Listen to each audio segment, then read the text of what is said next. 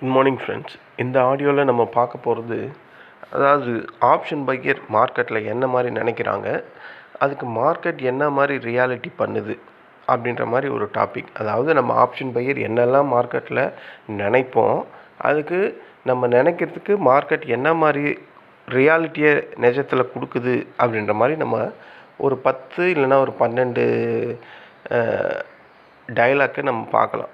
அதாவது option pier நினைக்கிறாங்க, trader சார்ட்டை பார்த்ததுக்கப்புறம் இந்த இடத்துல மார்க்கெட் கண்டிப்பாக பிரேக் அவுட் கண்டிப்பாக நடக்கிற மாதிரி இருக்கும்போது அவங்க காலை போய் வாங்குறாங்க. அப்போ பையர் நினைக்கிறது என்னது, இன்றைக்கி கண்டிப்பாக பிரேக் அவுட் ஆகும் அப்படின்ற மாதிரி நினைக்கிறாங்க. ஆனால் மார்க்கெட்டோட ரியாலிட்டி என்ன பண்ணும் தெரியுமா, அதே லெவலில் அந்த நாள் முழுக்க அந்த இடத்துலையே சுற்றிக்கிட்டே இருக்கும். இது ப்ரீமியம் மெல்ட் ஆகும். இது நடந்திருக்கு, பல வாட்டி நடந்திருக்கு, எல்லாருமே பார்த்துருப்போம். அப்போது ஒரு ஆப்ஷன் நினைக்கிறதுக்கு மார்க்கெட்டோட ரியாலிட்டி எப்படி இருக்குது, நம்ம பிரேக் அவுட் ஆகும்னு நினைக்கிறோம். ஆனால் அந்த அந்த அந்த நாள் ஃபுல்லாகவே மார்க்கெட்டு அந்த இடத்துலையே ஒரு ரேஞ்ச் பவுண்டாகவே அந்த இடத்துலையே சுற்றிக்கிட்டே இருக்கும். அப்போது அந்த இடத்துல நமக்கு லாஸஸ் வர்றதுக்கு வாய்ப்பு இருக்குது. ரெண்டாவது, ஆப்ஷன் பையர்ஸ் என்ன மாதிரி நினைப்பாங்கன்னா, ஒரு கால் வாங்கிட்டா மார்க்கெட் கண்டிப்பாக மேலே போயிடும் அப்படின்ற மாதிரி திங்க் பண்ணுவாங்க. ஆப்ஷன் பையர் கால் வாங்குகிற நேரத்தில் மார்க்கெட் சைட்வேல போகும். இது மார்க்கெட் சொல்கிற ரியாலிட்டி. அதாவது அவங்க என்ன நினைக்கிறாங்க, இந்த இடத்துல நம்ம ஒரு கால் வாங்குகிறோம், மார்க்கெட் மேலே ஏறுது, கண்டிப்பாக இன்னும் மேலே போகும் அப்படின்ற மாதிரி நினைப்பாங்க. இது எல்லாருமே அப்படி தானே நினைப்போம் டெய்லியும். ஆனால் மார்க்கெட்டோட ரியாலிட்டி எப்படி இருக்குது, நீ மேலே போக நினச்சி வாங்குறியா, நான் சைட்வேல போகிறதுக்கு தான் எனக்கு வாய்ப்பு அதிகமாக இருக்குது. ஏன்னா மார்க்கெட்டில் பையரோட ப்ரீமியம் தான் முக்கியம். ஏன்னா பையரோட ப்ரீமியம் இன்க்ரீஸ் ஆக ஆக ஆக தான் மார்க்கெட் மேலே போகிறதா இல்லை சைட்வேல போகிறதான்னு தேவைப்படும். ஏன்னா பெரிய பெரிய செல்லர்ஸ் இல்லை ஆப்ஷன்ஸ் பையர்ஸ், பெரிய பெரிய ஆளுங்கள்லாம் சடார்னு தான் உள்ளே வருவாங்க. அதாவது ரொம்ப டீப்பான டவுனில் இருக்கும் போதோ இல்லை ஓவர் பாட் ஜோனில் இருக்கும் போது தான் வருவாங்க. இவங்க நடுவுலலாம் வரவே மாட்டாங்க. அப்போது பையர்ஸோட ப்ரீமியம் தான் இன்க்ரீஸ் ஆக ஆக அது மேலே போகணுமா இல்லை கீழே வரணுமான்றதை டிசைட் பண்ணும் மார்க்கெட். மூணாவது ஏதாவது பாசிட்டிவ் நியூஸ் இருக்குமா அப்படின்னு ஆப்ஷன் பையர்ஸ் அதாவது நியூஸ் ஏதாவது பாசிட்டிவாக இருந்தால் மார்க்கெட் மேலே போகும் அப்படின்னு நினைக்கிறாங்க. இது ஆப்ஷன் பையரோட நினைப்பு. ஆனால் மார்க்கெட் பல நேரத்தில் என்ன சொல்லணும்னா, இந்த பாசிட்டிவ்க்கான நியூஸை நான் ஆல்ரெடி மார்க்கெட்டில் இம்பேக்ட் பண்ணிட்டேன், என்னால் போக முடியாது, இந்த ஆல்ரெடி இம்பேக்ட் பண்ணதுனால அந்த ப்ரைஸ்லேயே தான் அது சுற்றிக்கிட்டு இருக்கும். எத்தனை பேருக்கு நமக்கு மார்க்கெட்டில் இந்த மாதிரி நியூஸ் வரப்போகுது அப்படின்றது முன்னாடியே தெரியும், ஆனால் மார்க்கெட்டுக்கு மட்டும் தெரியும். அந்த மாதிரி பாசிட்டிவ் நியூஸ் வரும்போது மார்க்கெட் அதுக்கு முன்னாடியே அந்த கெயின்ஸை கொடுத்துரும். நமக்கு ஒரு 3 நாள் 4 நாள் கழித்து தான் அந்த மெசேஜ் வரும். நம்ம என்ன நினச்சிப்போம், ஆஹா மார்க்கெட்டில் இந்த மாதிரி ஒரு ஃபஸ்ட் கிளாஸ் நியூஸ் இருக்குது, மார்க்கெட் ஏறும்னு நினைப்போம். ஆனால் மார்க்கெட் அங்கே போய் ஏறாது. அன்றைக்கி தான் ஒன்று இறங்கும், இல்லைனா ஒரு ரேஞ்ச் பவுண்டில் இருக்கும். ஏன்னா அது ஆல்ரெடி இம்பேக்டட் அந்த பாசிட்டிவ் நியூஸ் மார்க்கெட்டில். ஸோ அது நமக்கு லேட்டாக தான் தெரியும். அப்போது ஒரு பாசிட்டிவ் நியூஸ் வந்தால் மார்க்கெட் ரேலி ஆகும் அப்படின்னு ஆப்ஷன் பையர்ஸ்லாம் நினைப்பாங்க. அப்போ மார்க்கெட்டோட ரியாலிட்டி எப்படி இருக்குது பாருங்கள். அப்புறம் ஒரு கேப் அப் இல்யூஷன் அப்படின்னு சொல்லுவாங்க. ஒரு கேப் அப், ஒரு கேப் டவுன், இதெல்லாம் இல்யூஷன் அப்படின்னு தான் சொல்லுவாங்க. அதாவது ஆப்ஷன் பையர் ஒரு கேப் அப் வந்தால் ரேலி கண்டினியூ ஆகும் அப்படின்ற மாதிரி ஸ்ட்ராங்காக நினைப்பாங்க. எத்தனை வாட்டி நம்ம கேப் அப் காலையில் பார்க்குறோம், அங்கேருந்து மார்க்கெட் சடார்னு மேலேயா போகுது, எப்போ போயிருக்கோம், வாய்ப்புகள் இருந்திருக்கு. ஆனால் அதிகப்படியாக மார்க்கெட் என்ன ஆகுன்னா, அந்த கேப் அப் ஆச்சு பார்த்தீங்களா, அந்த கேப்பை ஃபில் பண்ணுறதுக்கு தான் அன்றைக்கி ஃபுல்லாக டைம் எடுத்துப்பான். இது எத்தனையோ வாட்டி நடந்திருக்கு. அப்போ ஆப்ஷன் பையரோட மனநிலைமை எப்படி இருக்குது, ஒரு கேப் அப் வந்தால் ரேலி ஆகும் அப்படின்ற மாதிரி திங்க் பண்ணுறாங்க. ஆனால் அது கேப் அப் ரேலி ஆனாலும் அன்றைக்கி ஃபுல்லாக அந்த கேப் ஃபில்லிங்கை நோக்கி தான் அது கீழே வந்துக்கிட்டே இருக்கும். இது மார்க்கெட்டோட ரியாலிட்டி. ஒரு பெரிய பிக் ரெட் கேண்டில் வந்தால் ஆப்ஷன் பையரோட தாட்ஸ் எப்படி இருக்குன்னா, ஒரு பிக் ரெட் கேண்டிலை பார்த்ததுக்கப்புறம் ஆப்ஷன் பையர் ஆஹா இன்றைக்கி மார்க்கெட் கண்டிப்பாக இன்னும் பெரிய லெவலில் இறங்க போகுது அப்படின்ற மாதிரி நினைப்பாங்க. அப்படி தான் எல்லாருமே நினைப்போம். ஏன்னா அவ்வளோ பெரிய கேண்டில் வரும்போது எல்லாம் என்ன பண்ணுவாங்க, கண்டிப்பாக ஒரு மாதிரி பேனிக் ஆகிட்டு எல்லாம் புட் சைடில் போடுவாங்க. ஆனால் மார்க்கெட்டு அந்த இடத்துல அதோட ரியாலிட்டி எப்படி இருக்குன்னா, அங்கேருந்து தான் ஷார்ட் கவரிங் ரேலியே ஸ்டார்ட் ஆகும். இது நானே பல தடவை பார்த்துருக்கேன். இந்த மாதிரி ஷார்ட் கவரிங் ரேலியில் நான் செம அடி வாங்கியிருக்கேன். ஏன்னா பெரிய கேண்டில் வந்துடும். வந்ததுக்கப்புறம் நான் அங்கே போயிட்டு சரி அடுத்த கேண்டில் க்ளோஸ் ஆகும்போது நான் உள்ளே வருவேன். உள்ளே வந்தால் அப்படியே அது ஷார்ட் கவரிங் ரேலியாக மேலே போகும். இது மாதிரி எனக்கு நடந்திருக்கு. இந்த மாதிரி ஆப்ஷன் பையர்ஸ் வந்து மார்க்கெட்டை திங்க் பண்ணுவாங்க. ஆனால் மார்க்கெட் கொடுக்குற ரியாலிட்டி இப்படி தான் இருக்கும். அப்புறம் சப்போர்ட்டில் ஒரு பவுன்ஸ் வரும் அப்படின்ற மாதிரி ஆப்ஷன் பையர்ஸ் நினைப்பாங்க. அதாவது ஒரு சப்போர்ட்டு நல்ல ஒரு டீப்பான சப்போர்ட்டில் மார்க்கெட் வந்துக்கிட்டு இருக்குது. அந்த இடத்துல வந்து கண்டிப்பாக பவுன்ஸ் வரும் அப்படின்னு வெயிட் பண்ணுவாங்க. வந்ததுக்கப்புறம் அந்த இடத்துல போய் ஒரு காலை வாங்குவாங்க. ஆனால் மார்க்கெட்டோட ரியாலிட்டி அந்த இடத்துல எப்படி இருக்குன்னா, அந்த சப்போர்ட்டையும் பிரேக் பண்ணிட்டு இன்னும் கீழே போகும். இதுவும் நடந்திருக்கு. ஸோ நான் சொல்கிற இந்த ஒவ்வொரு பாயிண்ட்டாக சொல்கிற ஒவ்வொரு வாக்கியமும், ஒவ்வொரு பழமொழிலாம் இல்லை, ஒவ்வொரு ஆப்ஷன் பையரோட சைக்காலஜியில் கிடைக்கக்கூடிய தாட்ஸு ஒவ்வொன்றுமே ஒவ்வொரு ஸ்டேஜில் கண்டிப்பாக நடந்திருக்கும். கரெக்டு தானே? எத்தனை பேர் நம்ம சப்போர்ட்டில் வாங்கி மார்க்கெட் அங்கேருந்து தொட்டுட்டு பவுன்ஸ் ஆகும்னு நினைப்போம்.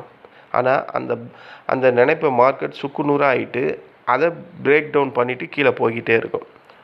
அதுக்கப்புறம் ஃபேக் பிரேக் அவுட்டு. ஆனால் இது ஆப்ஷன் பையருக்கு வந்து தெரியாது. ஏன் தெரியாதுன்னா, மற்றது எல்லாமே ஆப்ஷன் பையர் வந்து லைவாக பார்ப்பாங்க, செய்வாங்க. இந்த ஃபேக் பிரேக் அவுட் மட்டும் முன்னாடியே தெரியாது. இது ஒன்று தான் முன்னாடியே தெரியாது. மற்றது எல்லாமே தெரிஞ்ச ஒரு விஷயந்தான்.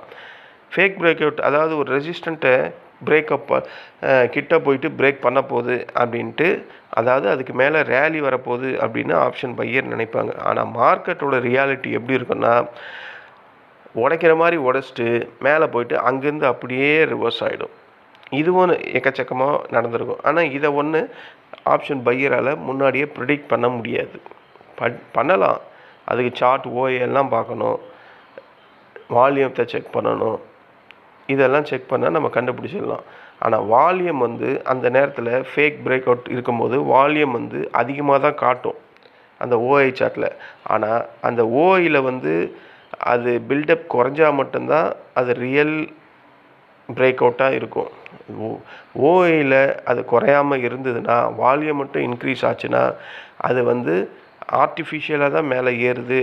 அப்போ ஓஐ வந்து இன்னும் ஸ்டில் ஸ்ட்ராங்காக இருக்குது. அப்போது நம்ம அதை கண்டுபிடிச்சிடலாம். கொஞ்சம் எக்ஸ்பீரியன்ஸ் ஆனால் இதை கண்டுபிடிச்சிடலாம். ஃபேக் பிரேக் அவுட்டை புதுசாக இருக்கும் போது அவங்களால இதை கண்டுபிடிக்கிறது கஷ்டம். அப்போது அந்த இடத்துல போய் வந்து மாட்டிப்பாங்க. அப்போது ஆப்ஷன் பையர் நினைக்கிறது என்னது, இந்த ரெசிஸ்டண்ட்டை ஸ்ட்ராங்காக பிரேக் அவுட் பண்ணணுன்னு நினைப்பாங்க. ஆனால் மார்க்கெட் தர ரியாலிட்டி என்ன, இல்லை இது நான் ஃபேக் பிரேக் அவுட்டு தான், என்னால் அதுக்கு மேலே உடச்சிட்டு மேலே போக முடியாது அப்படின்ற மாதிரி சொல்லிடும். இதுதான் வந்து ட்ராப் அப்படின்னு சொல்லுவாங்க. அப்புறம் பேங்க் நிஃப்டி. அதாவது பேங்க் நிஃப்டி நம்ம பண்ணுறதில்ல, நம்ம நிஃப்டி 50 ஹோப் அப்படின்னே வச்சுப்போமே. அதாவது ஒரு நிஃப்டி 50 ஸ்ட்ராங்கு அப்படி, அதாவது ஒரு சென்செக்ஸு ஒரு பேங்க் நிஃப்டி ஸ்ட்ராங்காக ரேலி ஆகுது அப்படின்னா கண்டிப்பாக நிஃப்டி 50யும் மேலே தான் ஏறும் அப்படின்ற மாதிரி பல பேருக்கு 99% அப்படி தான் தாட்ஸ் இருக்குது. நம்ம எத்தனை பேர் பார்த்துருக்கோம், பேங்க் நிஃப்டி மட்டும் பெரிய லெவலில் ஏறி இருக்கோம், நம்ம நிஃப்டி 50 மைனஸில் இருக்கும். சென்செக்ஸ் ஏறி இருப்பான், நம்ம நிஃப்டி 50 மைனஸில் இருக்கும். இந்த மாதிரி ஹோப்பு, பேங்க் நிஃப்டி ஏறினா நம்ம நிஃப்டி 50 ஏறும், சென்செக்ஸ் ஏறினா நம்ம நிஃப்டி 50 ஏறும் அப்படின்றது உண்மை தான். ஆனால் எல்லா நேரத்துலையுமே அது நடக்காது. நான் இதை பார்த்துருக்கேன், நீங்களும் பார்த்துருப்பீங்க. ஒரு பேங்க் நிஃப்டி ஃபாஸ்ட்டில் முடிஞ்சால் நம்ம நிஃப்டி 50 மைனஸில் முடிஞ்சிருக்கு. இது லாஸ்ட் வீக் கூட அப்படி தானே முடிஞ்சுது. அவன் 400 பாயிண்ட் ப்ளஸில் முடிஞ்சான், இவன் 70 பாயிண்ட் மைனஸில் முடிஞ்சான் நிஃப்டி 50. ஸோ இந்த மாதிரி பேங்க் நிஃப்டி வேறு ஒரு இண்டெக்ஸை நம்பி ஹோப்பாக நம்பி நம்ம போய் பேங்க் நிஃப்டி ரேலி ஆகிருக்கு, அப்போ நிஃப்டி 50 கண்டிப்பாக ரேலி ஆகும் அப்படின்னு நினைப்போம். ஆனால் மார்க்கெட்டு கொடுக்குற ரியாலிட்டி என்னென்னா, அங்கேருந்து தான் ஏறினதுக்கப்புறம் தான் அங்கேருந்து ப்ராஃபிட் புக்கிங் ஹெவியாக வரும். அப்போ மார்க்கெட் அங்கேருந்து இறங்கும். எக்ஸ்பெரி டேயில் வந்து ஈஸியாக மணி பண்ணலாம் அப்படின்ற மாதிரி ஒரு மித்து இருக்குது. எக்ஸ்பெரி டேயில் ஈஸியாக மணி பண்ணலான்னு ஒரு மித்து அப்படின்னு சொல்லுவாங்க. அது எல்லாருக்குமே இருக்கும். எக்ஸ்பெரி டேனாவே ஈஸி ப்ராஃபிட் அப்படின்ற மாதிரி ஆப்ஷன் பையிங்கில் இருக்கிறவங்க அதிகப்படியாக நினைப்பாங்க. அந்த எக்ஸ்பெரி டே அப்படின்றது அந்த ப்ரீமியம் வந்து 0 ஆகக்கூடிய கடைசி நாள் அப்படின்றது யாரும் புரிஞ்சிக்கவே மாட்டாங்க. எக்ஸ்பைரி டேலனாவே அது ஈஸியாக மணி பண்ணிடலாம். ஒரு சின்ன ஒரு ப்ரீமியம் வாங்கினா அது பெரிய கெயினாக மாறத்துக்கு வாய்ப்பு இருக்குது. எல்லாம் கரெக்டு. நம்ம வாங்குகிற அந்த ப்ரைஸ் வரணுமே. ஏதோ ஒரு ஸ்ட்ரைக்கில் ஏதோ ஒன்று நீங்கள் சொல்கிற மாதிரி நடக்க தான் போகுது. நீங்கள் வாங்குகிற ப்ரீமியமில் அந்த மாதிரி நடக்குதா? நான் சொல்கிற இந்த ஒவ்வொன்றுமே ரெகுலராக நம்ம பார்த்துக்கிட்டே இருக்கிறோம், நம்ம திங்க் பண்ணிக்கிட்டே இருக்கிறோம். மார்க்கெட் நமக்கு எதிராக இந்த மாதிரி ரியாலிட்டி உண்மையை சொல்லிக்கிட்டே இருக்குது. அடுத்தது எக்ஸ்பைரி டேயில் சீப் ஆப்ஷன் ட்ராப் அப்படின்னு இருக்கும். அதாவது ஒரு கால், அதாவது ஓடிஎம்மில் போயிட்டு ஒரு புட்டையோ ஒரு காலையோ வாங்குவோம் ஓடிஎம் ப்ரைஸில். அது ஆப்ஷன் சீப்புன்னு நம்ம நினச்சி அதை ஆப்பர்ச்சுனிட்டியாக எடுத்து நம்ம இங்கே நல்லா கெயின் பண்ணலாம் அப்படின்ற மாதிரி நினைப்போம் ஆப்ஷன் பையர்ஸ். ஆனால் பல நேரத்தில் அந்த ப்ரீமியம் வந்து ஜீரோவாக தான் போகும். பல நேரத்தில் இல்லை, 95% அது ஜீரோவாக தான் போகும். ஸோ இது வந்து சீப் ஆப்ஷன் ட்ராப் அப்படின்றது நம்ம கண்கூட ஒவ்வொரு செவ்வாய்க்கிழமையும் ஒவ்வொரு வியாழக்கிழமையும் இதை தான் பண்ணிக்கிட்டு இருக்கோம். அடுத்தது மிகப்பெரிய ஒரு ட்ரீம், ஓடிஎம் மல்டிபெக்கர் ட்ரீம் அப்படின்னு அதுக்கு பேர். இந்த ஓடிஎம் மல்டிபெக்கர் ட்ரீம்னா என்னென்னா, ஆப்ஷன் பையர் ஓடிஎம்மோட ப்ரீமியம் பார்த்துட்டு போன மாதம் இந்த மாதிரி தான் இருந்தது, ₹5 ₹7 இருந்தது, இது கண்டிப்பாக ஒரு ₹50-60 போயிடும், இது மல்டிபெக்கர் ஆகிடும். அந்த ட்ரீமில் வந்து ஓடிஎம்மை பை பண்ணுவாங்க. ஆனால் மார்க்கெட் ரியாலிட்டியில் அந்த ஓடிஎம்னாவே அது டைம் டிகேல கண்டிப்பாக ஜீரோ ஆகக்கூடியது தான். அதாவது ரொம்ப சைலண்ட்டாக கொஞ்சம் கொஞ்சமாக கரைஞ்சி ஜீரோ தான் ஆகும். இதை தான் ஆப்ஷன் பையர் வந்து ஓடிஎம்மை நினச்சி மல்டிபெக்கர் ஆகும் அப்படின்னு நினச்சி ஒன்று நினைப்பாங்க. ஆனால் மார்க்கெட் அவங்களுக்கு கொடுக்கறது அதெல்லாம் மல்டிபெக்கர் ஆகாது, நான் ஜீரோ தான் ஆக போகிறேன்ட்டு ஜீரோவில் கொண்டு போய் விட்டுரும். சில ஆப்ஷன் பையர் வந்து ஸ்டாப் லாஸை வந்து இக்னோர் பண்ணுவாங்க. அது ரொம்ப பேர் பண்ணுவாங்க. அதாவது ஸ்டாப் லாஸ் வைக்காமையே ஹோல்டு பண்ணுவாங்க. அப்போ மார்க்கெட் வந்து நீங்கள் நினைக்கும், ஏண்டா இவ்வளோ வயலண்ட்டாக நான் ட்ரேட் ஆகிட்டுருக்கேன், நீ மார்க்கெட்டில் வந்து அசால்ட்டாக ஸ்டாப் லாஸ் கூட போடாமல் ட்ரேட் பண்ணுறியா, அப்போது உனக்கான பனிஷ்மெண்ட்டை நான் கண்டிப்பாக கொடுப்பேன், நோ மெர்சி அப்படின்ற மாதிரி நம்மளை செஞ்சு வச்சிரும். அப்போ ப்ரீமியம் என்ன ஆகும், டோட்டலாக மெல்ட் ஆகிடும், இல்லைனா பெரிய லெவலில் லாஸை கொடுக்கும். அப்போது ஸ்டாப் லாஸ் இக்னோர் பண்ணுறது ஆப்ஷன் பையரோட ஒரு டியூட்டியாகவே நினைக்கிறாங்க. அப்படி பண்ணக்கூடாது. அப்படி பண்ணால் உங்கள் காசு உங்களுக்கு இல்லை அப்படின்றத மார்க்கெட் ரியாலிட்டியில் சொல்லும். ரெவென்ஸ் ட்ரேட் பண்ணுறீங்க அப்படின்னு மார்க்கெட், அதாவது ஒரு லாஸை ரெக்கவரி பண்ணுறதுக்கு மறுபடியும் ஒரு ரிவென்ஸ் ட்ரேட் எடுப்பாங்க. இது எல்லா ஆப்ஷன் பையரும் நான் பண்ணுவேன், நீங்கள் பண்ணுவீங்க, புதுசாக வரவங்க பண்ணுவாங்க, எக்ஸ்பீரியன்ஸான பீப்புள் பண்ணுவாங்க. ஆனால் அதுக்கு மார்க்கெட்டோட ரியாலிட்டி எப்படி இருக்குன்னா, உன்னை குறைஞ்ச லாஸ்லேயே நான் வெளியே அனுப்பிட்டேன், நீ மறுபடியும் ஒரு ட்ரேட் எடுத்து வரேன்னா உனக்கு எவ்வளோ தைரியன்ட்டு பெரிய லாஸை கொண்டு வந்து விட்டுரும். இதுதான் மார்க்கெட் ரியாலிட்டி. கடைசியாக ஒரு சோசியல் சம்மந்தமாக டெலகிராம் சிக்னல் ட்ராப் அப்படின்னு சொல்லுவாங்க. அதாவது ஒரு ஆப்ஷன் பையர் வந்து அவங்க YouTube, Instagram, Twitter, WhatsApp, Facebook இதுலேருந்தெல்லாம் வந்து டிப்ஸு, கால் டிப்ஸு வாங்கி ட்ரேட் பண்ணுவாங்க. சிக்னலை பார்த்து ஆப்ஷன் பையர் அதிகப்படியாக ட்ரேட் பண்ணிக்கிட்டு இருந்தது ஒரு காலத்தில் பண்ணாங்க, இப்போவும் பண்ணிக்கிட்டு தான் இருக்கிறாங்க. ஆனால் இந்த ட்ரிப்ஸை பார்த்து நம்ம ட்ரேட் பண்ணால் நம்ம கண்டிப்பாக முன்னேறிடலாம், நமக்கு நல்ல ப்ராஃபிட் வரும் அப்படின்னு ஆப்ஷன் பையர் நினைக்கிறாங்க. ஆனால் மார்க்கெட்டோட ரியாலிட்டியில் ரிஸ்க் மேனேஜ்மெண்ட் இல்லாமல் மற்றவன் சொல்கிறத நம்பி நீ ட்ரேட் பண்ணுனா நீ தான் 1 நம்பர் ஃபூல் அப்படின்ற மாதிரி மார்க்கெட் நினச்சி உங்களை காலி பண்ணிடும். அதாவது அவன் கொடுக்குறான்னா அதுக்கு ஒரு ரிஸ்க் மேனேஜ்மெண்ட் வேணும். ஒரு டிப்ஸு கொடுக்குறான்னா அந்த டிப்ஸுக்கும் ஒரு ரிஸ்க் மேனேஜ்மெண்ட் வேணும். அவன் சொல்லிட்டானேன்னு அவன் வெயிட் பண்ண சொல்கிறானேன்னு வெயிட் பண்ணிக்கிட்டே இருந்தால் மார்க்கெட் ரியாலிட்டியில் உங்களை கண்டிப்பாக ஒரு முட்டாளாக தான் மார்க்கெட் சொல்லும். அப்படி தான் ஒவ்வொரு ஸ்டேஜ்லேயும் மார்க்கெட் நம்மளை காரி துப்பிக்கிட்டே இருக்குது. உனக்கு எலிஜிபிள் இல்லை, உனக்கு ரிஸ்க் மேனேஜ்மெண்ட் இல்லை, உனக்கான பனிஷ்மெண்ட்டு இந்த லாஸ் தான், நீ இதை தான் அனுபவிக்கணும் அப்படின்ற மாதிரி மார்க்கெட் சொல்லிக்கிட்டே இருக்குது. கடைசியாக மார்க்கெட்டோட ரியாலிட்டி என்னென்னா, மார்க்கெட் சொல்கிறது, மை டியர் ஆப்ஷன் பையர்ஸ், மார்க்கெட்டில் மணி சம்பாதிக்கிறது ஈஸி கிடையாது. ஆனால் ரிஸ்க் மேனேஜ்மெண்ட்டும் டிசிப்ளினும் இருந்தால் உன்னோட ப்ரீமியம் வந்து ப்ரொடெக்ட் பண்ணப்படும். உன்னோட ப்ரீமியம் ப்ராடக்ட் பண்ணால் நீ மார்க்கெட்டில் சர்வே பண்ணலாம். நீ சர்வே பண்ணாவே மார்க்கெட்டில் உனக்கு ப்ராஃபிட்ன்றது ஈஸியாக கிடைக்கும் அப்படின்ற மாதிரி மார்க்கெட் ரியாலிட்டி கடைசியில் ஒவ்வொரு ஆப்ஷன் பையருக்கும் சொல்லுது. நீ மார்க்கெட்டெல்லாம் ப்ரிடிக்ட் பண்ண முடியாது, மார்க்கெட்டை உன்னால் கண்ட்ரோல் பண்ண முடியாது. நீ கண்ட்ரோல் பண்ண வேண்டியதும் நீ ப்ரிடிக்ட் பண்ண வேண்டியதும் உன்னோட ரிஸ்க் லெவல், உன்னோடைய ஸ்ட்ராட்டஜி லெவல், உன்னுடைய ஸ்டாப் லாஸ். இதை தான் நீ கண்ட்ரோல் பண்ணுமே கண்டி என்னை தேடி என்னை கண்ட்ரோல் பண்ண உன்னால் முடியாது. ஏன்னா நான் மிகப்பெரிய 2 பெரிய முதலைங்களை நம்பி ட்ரேட் ஆகிட்டு இருக்கேன், டிஐஎஸ், எஃப்ஐஎஸ் அப்படின்ற மாதிரி மார்க்கெட் ரியாலிட்டியில் சொல்லிக்கிட்டு இருக்கு. அப்போது நீங்கள் ஒரு சக்ஸஸ்ஃபுல் ட்ரேடர் ஆகணுன்னா இப்போ நம்ம சொன்ன இந்த தாட்ஸ் எல்லாம் ஒவ்வொரு ஆப்ஷன் பையர்லேயும் இது கண்டிப்பாக தோண தான் செய்யும். நம்ம ஒவ்வொரு நாளும் ட்ரேட் பண்ணும்போது இதை தான் நினைப்போம். இதை நான் 100% இதுதான் உண்மை அப்படின்னு சொல்லுவேன்.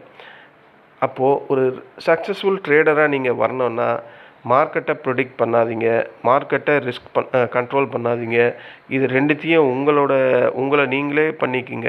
உங்களை நீங்களே முதல்ல ப்ரிடிக்ட் பண்ணிங்க. நம்ம யார், நம்ம பண்ணுற இந்த ஆப்ஷன் பையிங்கில் நம்மளால் ப்ராஃபிட் பண்ண முடியுமா, பண்ணுறதுக்கான வழி என்ன, இப்படி பண்ணால் தான் சம்பாதிக்க முடியும்னா அந்த வழியே கடைப்பிடிச்சி போகணும். அதுலேயும் ஒரு ரிஸ்க் வேணும், அந்த ரிஸ்க்கை ஃபாலோ பண்ணணும். ஒரு நாளைக்கு இவ்வளோ ட்ரேட்னா அந்த ட்ரேடை மட்டும் தான் பண்ணணும். மோர் தென் ட்ரேட்ஸ் பண்ணி அதிகப்படியான லாஸஸ் பண்ணக்கூடாது. இது எல்லாமே மார்க்கெட் ரியாலிட்டியில் ஒவ்வொரு நாளும் ஆப்ஷன் பையருக்கு சொல்லிக்கிட்டே இருக்குது. இதை தான் option pier to market reality அப்படின்ற தலைப்பில் நான் பதிவு பண்ணணும்னு நினச்சேன், பண்ணிட்டேன். இந்த ஆடியோ உங்களுக்கு கண்டிப்பாக பிடிச்சிருக்குன்னு நான் நம்புகிறேன். இந்த ஆடியோ உங்களுக்கு பிடிச்சிருந்தா என்னுடைய சேனலை சப்ஸ்கிரைப் பண்ணுங்கள். உங்கள் ரிலேட்டிவ் அண்ட் ஃப்ரெண்ட்ஸுக்கும் ஃபார்வர்ட் பண்ணி அவங்களையும் சப்ஸ்கிரைப் பண்ண சொல்லுங்கள்.